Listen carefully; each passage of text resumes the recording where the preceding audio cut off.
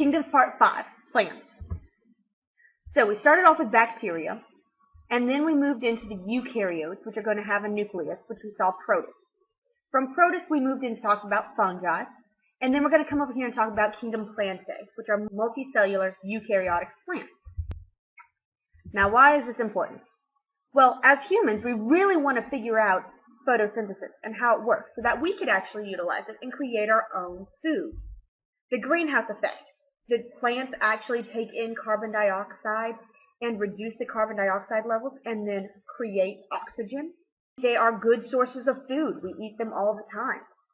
They give us variation on temperature, allow us to have shade. We have industry uses, cellulose. They create habitats for animals and organisms, and we use them as medicines such as aloe vera, garlic, and chamomile. General characteristics, they're multicellular, they're eukaryotes, they're autotrophs, which means they make their own food. Again, that's primarily through photosynthesis. They have a thick cell wall made of cellulose. So far we've talked about a lot of cell walls. Bacteria have a cell wall, and it's mostly made out of peptidoglycan. Fungi have a cell wall, and it's made of chitin. Now, plants also have a cell wall, and it's made of cellulose. And typically, they're stationary. The 3 C's of the plant. We've got our cell wall, made of cellulose, central vacuole, and chloroplast. Now, this doesn't mean that those are the only 3 things they have. They still have everything else that the animal cell has. They've got cytoplasm, they've got a cell membrane, they've got an ER, they've got mitochondria, they've got a Golgi apparatus, but they have specifically these 3 things that animal cells do not have. Needs for survival. They must have sunlight for photosynthesis so they can create food. They must have water and minerals and be able to transport them throughout their entire plant somehow so that they can grow and survive. They must have a gas exchange. They use oxygen for cellular respiration, and they use carbon dioxide for photosynthesis to create food. They also must have the movement of the water and nutrients. So some of these plants are vascular plants or have specialized tissues that help in the aid of movement of water and nutrients throughout the plant. Now, a plant's life cycle typically has 2 stages. It's called alternation of generation. They have a diploid stage, which is 2N, that has double the amount of chromosomes, and then they have haploid stage, which is 1N, that has half the amount of chromosomes. Now, this is going to be the difference between mitosis and meiosis, alternating to produce reproductive gametes or spores. Again, you might want to copy this down.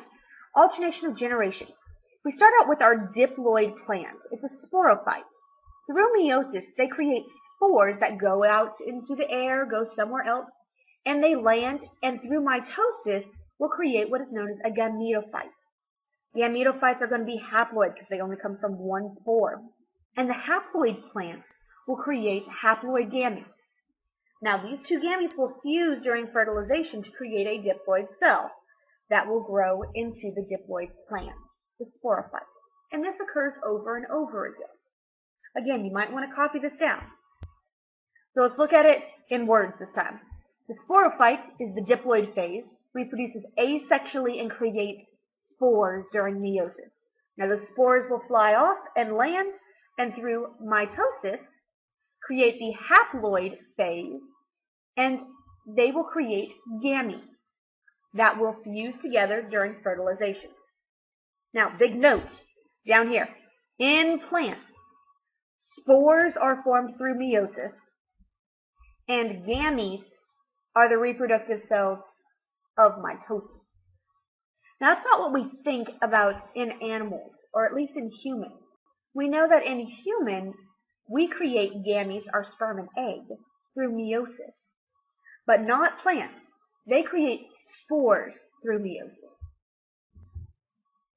So, in the breakdown, we're going to look at the Kingdom Plantae.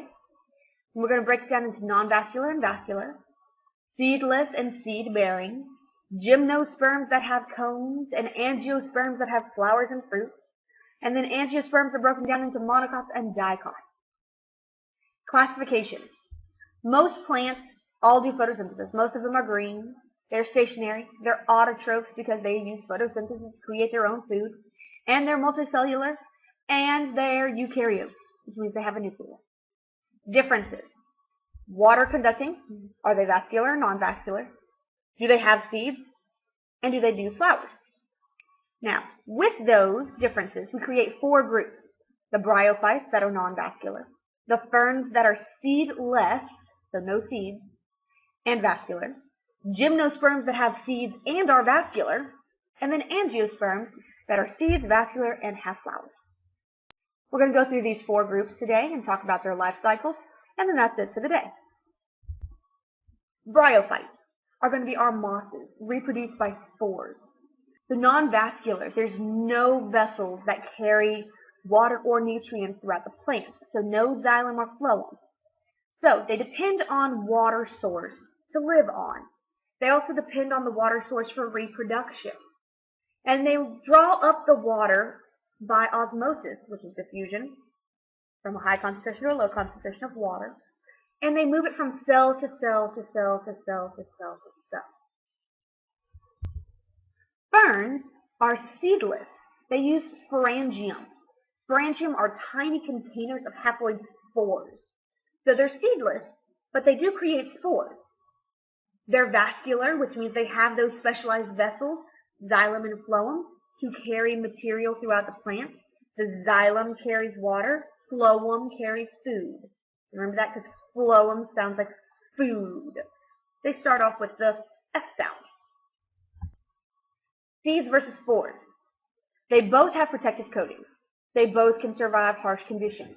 They both contain genetic material from the parent plant. Makes sense. Seeds are multicellular embryos. They contain a food supply that the seed or the cotyledon, the leaf inside the seed, can actually use and feed on. Spores, on the other hand, are single-celled, and they have no nutrient supply. So they have to get to their spot quickly and go ahead and start undergoing mitosis to create the new plant. Gymnosperm, naked seeds, bear seeds directly on the surface of the cones. We've got conifers, acorns, walnuts, and pines. Again, we see alternation of generations going from a diploid phase into a haploid phase. And again, gymnosperms bear directly onto the cones. They're naked seeds. They don't have any flesh around them to protect the seeds.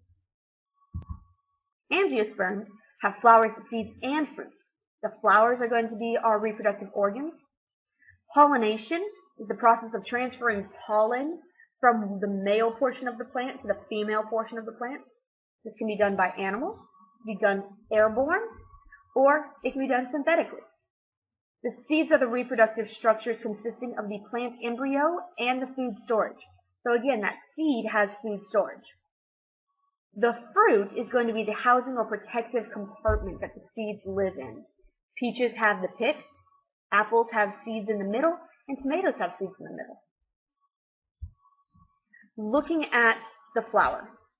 Well, we have our stem, we have our sepal, which are small green leaves underneath the flower. We have our receptacle that holds our ovary. Inside of the ovary, we've got the ovule that will be fertilized by the pollen.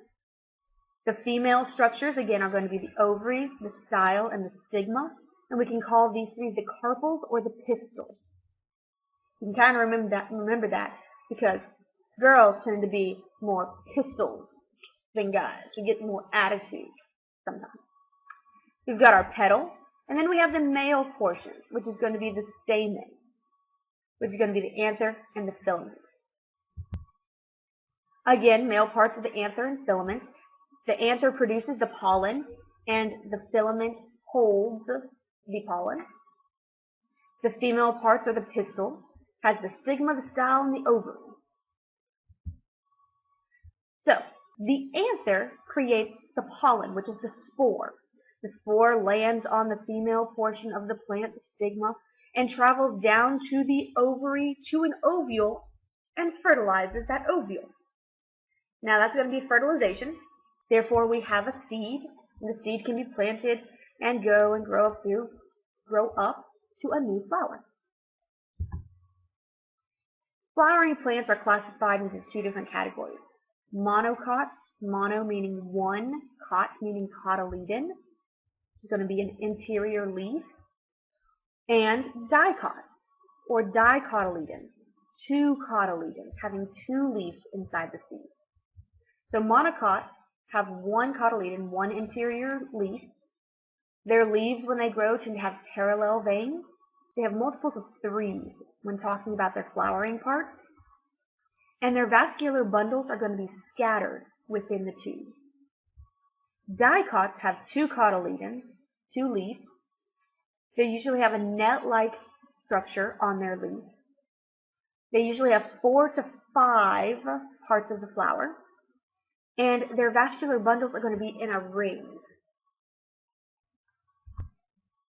Plant life. Now this is the last slide. Annuals live for one growing season. They live, they reproduce, they die in one season. It's mostly vegetables. Biennials take 2 cycles. Life cycles completed in 2 years. Pansies, carrots, and beets.